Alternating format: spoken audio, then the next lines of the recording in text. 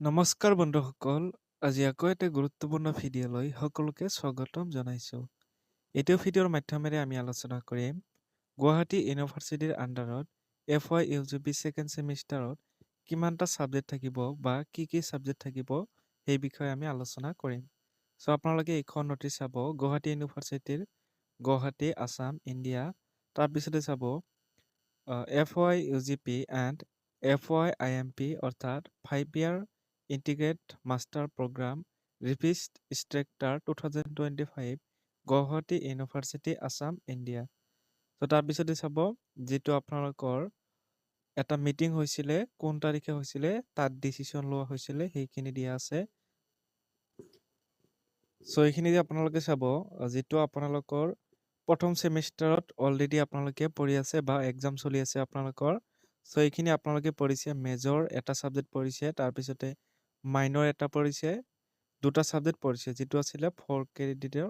তাৰপিছতে SSC এটা পঢ়িছে আপোনালোকৰ SSC 1। তাৰপিছতে AEC পঢ়িছে লেংগুৱেজ, চ' এইটো ইংলিছ বা যিকোনো আপোনালোকে লৈছে যোগাযোগমূলক অসমীয়া বা আপোনালোকৰ ইংলিছ কমিউনিকেশ্যন যিকোনো এটা ল'ব। চ' এইখিনি আপোনালোকে পঢ়ি আছে। AEC পঢ়িছে, MDC পঢ়িছে, তাৰপিছতে VSC পঢ়িছে।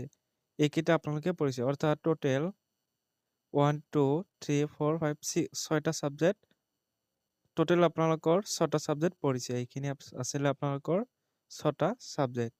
চ' এতিয়া আমি চাম আপোনালোকৰ ছেকেণ্ড ছেমিষ্টাৰত কিমানটা ছাবজেক্ট হ'ব সেই বিষয়ে এতিয়া আমি আলোচনা কৰিম।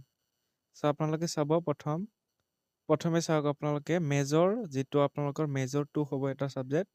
চ' মেজৰৰ এটা ছাবজেক্ট থাকিব, তাৰপিছতে মাইনৰৰ এটা ছাবজেক্ট থাকিব। চ' এইখিনি দুটা হ'ল। তাৰপিছতে SSC 2 থাকিব, অৰ্থাৎ SSC আপোনালোকৰ যিটো স্কিল এনহান্সমেণ্ট কোৰ্চ SSC থাকিবই আপোনালোকৰ ছেকেণ্ড ছেমিষ্টাৰত। কিন্তু SSC আপোনালোকৰ মেজৰ অৰিয়েণ্টেড ল'ব লাগিব, অৰ্থাৎ ধৰি লওক আপোনালোকৰ কাৰোবাৰ যদি হিষ্টৰী বা ইডুকেশ্যন যাৰ মেজৰ আছে তেওঁ SSC ছাবজেক্টটো ইডুকেশ্যন ডিপাৰ্টমেণ্টৰ পৰা ল'ব লাগিব।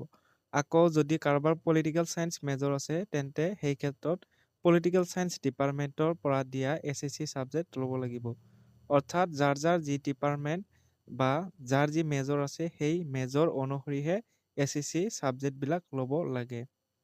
তাৰপিছতে আপোনালোকৰ AEC যিটো থাকিব সেইটো আপোনালোকে যিহেতু ফাৰ্ষ্ট ছেমিষ্টাৰত পঢ়িছে যোগাযোগমূলক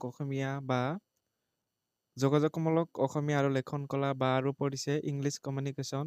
চ' এইখিনি পঢ়িছে, বিভিন্ন ধৰণে আপোনালোকে AEC ছাবজেক্টবিলাক লৈছিল। কিন্তু এই ক্ষেত্ৰত আপোনালোকে যেতিয়া ছেকেণ্ড ছেমিষ্টাৰত পাব AEC ছাবজেক্টটো ইংলিছ কমিউনিকেশ্যন, এইটো আপোনালোকে কম্পালচাৰী পঢ়িবই লাগিব। কোনোবাই যদি যোগাযোগমূলক অসমীয়া 2 ল'ব খোজে তেন্তে কিন্তু ল'ব নোৱাৰিব।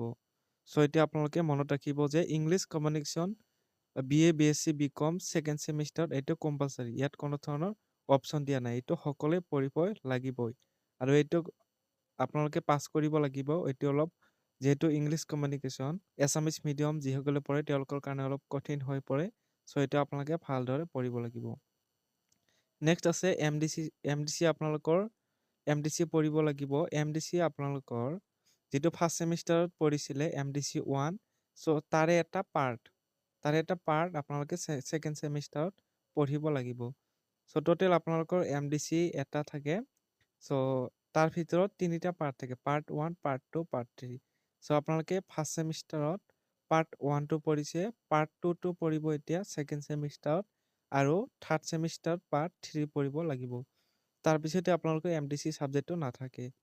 ঠিক তেনেকুৱা আপোনালোকৰ VSC চেম, VSC 1 পঢ়িছে ফাৰ্ষ্ট ছেমিষ্টাৰ, VSC 2 পঢ়িব ছেকেণ্ড ছেমিষ্টাৰ, আৰু VSC 3 থাৰ্ড ছেমিষ্টাৰ। চ' এইখিনি আপোনালোকৰ ছাবজেক্টসমূহ। তাৰপিছতে এতিয়া আমি আলোচনা কৰিম ক্ৰেডিট পইণ্ট মানে কি। চ' ক্ৰেডিট পইণ্ট আপোনালোকে চাব ইয়াতে 4 2 3 এনেকুৱা ধৰণে দিয়া আছে। কিন্তু যদি আমি ক্ৰেডিট পইণ্ট 1 ইকুৱেল টু আপোনালোকৰ 1 ইকুৱেল টু 15 যদি ধৰি লওঁ, চ' এইটো আপোনালোকে ধৰি ল'ব 1 ক্ৰেডিট মানে হৈছে 15। এইখিনি মনত ৰাখিব।